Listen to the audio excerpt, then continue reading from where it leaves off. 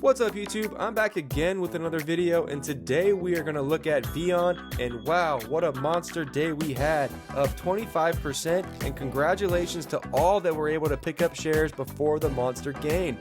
In this video, I'm going to try to explain to you why I think the shares are going to keep pushing forward and why I think the stock is still a buy. If you like these types of videos, please remember to hit like and subscribe. I appreciate all the feedback. You guys are awesome. And yeah, without more to say, let's get right into it. As I'm sure you're well aware, VEON had a massive day today, up 25%, sitting at around 45 cents at close. Now, something I think a lot of people don't realize is VEON is also listed on the Amsterdam Stock Exchange under the same ticker. And currently, it's trading around 69.5 euro cents. And last time I checked, euros are worth more than dollars. If we do the conversion, we can see that 0.695 euros is equal to 0.77 USD. Meaning somewhere between Amsterdam and the US, there is a major price discrepancy. In my opinion, I would tend to lean towards the Amsterdam price because, well, that's where the stock is from, and I believe the people over there might have a better overall understanding of the company and how they operate. Not to mention the stock price has been steadily rising over there over the last few days. Personally, this looks like a screaming deal and I'm continuing to buy. But at the same time, I'm being careful and not over-investing into one particular company because we all know how volatile the market can be. Something else I wanted to bring up was a letter from the CEO written yesterday where he tries to explain why the company is worth more than what it's trading for. This letter is in response to recent downgrades in their credit rating from certain creditors. Something the CEO wanted to make very clear is the company has a very strong liquidity profile, meaning they have a lot of cash. VEON had $2.1 billion in cash and deposits, of which 1.5 billion USD at headquarters held with international banks from the European Union, the United States, and Japan. Basically, they're trying to say their money is safe and it's not in rubles or any other currency that might have taken a massive hit. Also, the CEO wanted to make clear that there is no small controlling group of the company. VEON shares are listed on NASDAQ in the New York Stock Exchange and Euronext in Amsterdam. Their company is run by a diverse and international management team with oversight from an independent board of directors. They have a globally diverse investor base comprising of shareholders from all around the world and with no single controlling shareholder. VEON employs more than 60,000 people worldwide. And he also made a statement about sanctions. I want to be absolutely clear, VEON is not the subject of any sanctions imposed by the European Union, the United States, or the United Kingdom, and our counterparty's ability to continue to do business with us has not been impacted by these measures.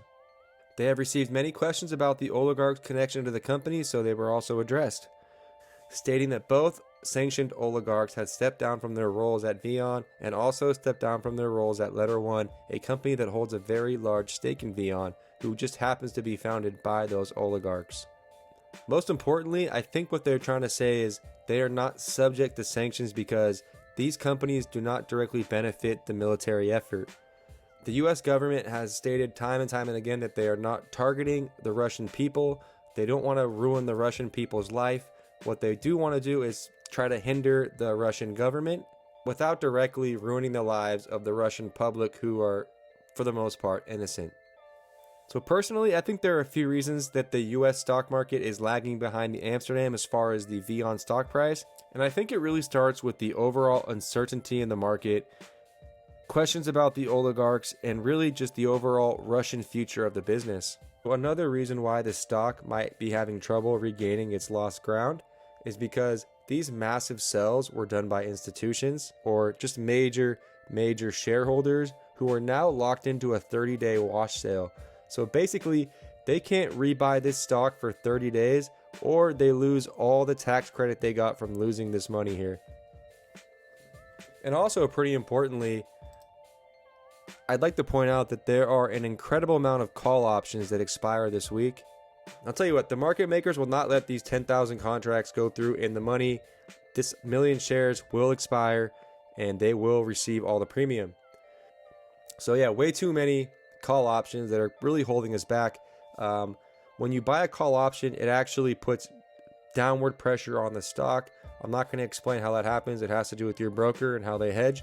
But just know that if you're going all in on calls and there's nobody buying shares, there is a huge chance those calls will end up expiring worthless.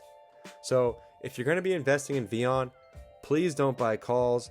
Not yet, at least. Let the stock recover and then start looking at calls.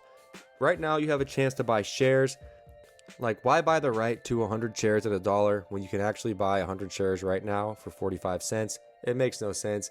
Once the stock goes up, and let's say you have a few thousand shares, you'll be able to sell these contracts for premium, and you'll be the one collecting the premium, hoping that it expires worthless. So if you can, now's the time to buy shares. Forget about options. I know that's what everyone cares about right now, and options and leveraging, but when you're this cheap, get the shares. Because really, the main reason why I'm even messing with this stock in the first place is the fact that they used to pay dividends. Before COVID, they were paying around 12 cents in dividends. And if you think about it, 45 cents, it won't take very long for the dividends to pay for these shares. So the way I look at it is I'm holding these shares until the dividend pays for them. And if you watched my last videos, you would know that they are very, very close to reinstating their dividend. They were just on the cusp before the whole invasion and problems happened. And yeah, my overall thesis stays the same. The emerging market potential with this company is huge. And also, I don't think people realize how much more important phones are to developing markets where they may not have access to computers and internet and other resources. Phones are a lifeline, and I really believe that people cannot live without them in the future.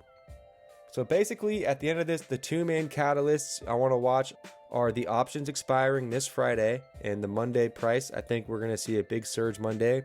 And 2, in 30 days from when the first selling started to happen, I think we'll start seeing buying coming in, because the institutions who sold will be able to claim those losses and start a new position and hopefully get some gains on the way back up. And one more thing I want to mention quickly at the end is the US announced they were going to be giving more aid to the Ukraine. I think it was something like over $1 billion. And that just is going to help if things start getting ruined as far as infrastructure wise. We all know cell phones are super important and will be one of the first things they repair. So we will have funding if stuff really does go bad. Hopefully. There's no guarantee, but I'm just hoping. Anyways, guys, that's all I got for today. I'm still super bullish on this stock. I think we're going to the moon. I hate saying stuff like that, but I think it's true this time. If you enjoyed the video, don't forget to hit like and subscribe so you don't miss any more updates. And yeah, I hope you all make tons of money. Stock Surfer, signing out.